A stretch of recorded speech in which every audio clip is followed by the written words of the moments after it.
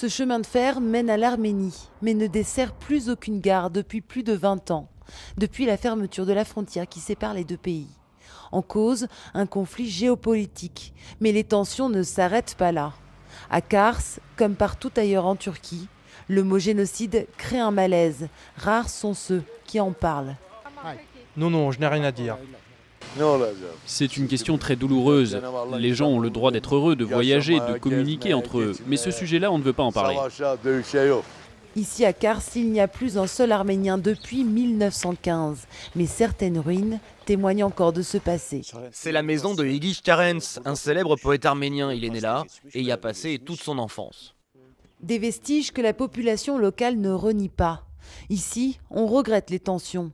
Sur cette colline qui surplombe la ville, un monument en hommage à l'amitié entre les deux peuples avait même été érigé. C'est ici que le monument à l'humanité a été détruit il y a 4 ans. Le Premier ministre Erdogan était en visite ici et il a déclaré que c'était une monstruosité. Et 2 mois plus tard, c'était détruit.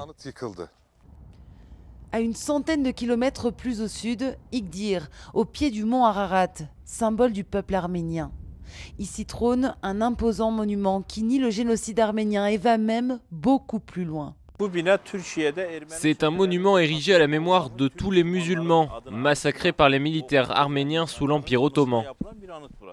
Plus de 100 ans après les faits, le gouvernement turc refuse toujours de reconnaître sa responsabilité dans le premier génocide du XXe siècle. Un génocide qui, selon les historiens, a fait entre 1 million et 1,5 million de victimes.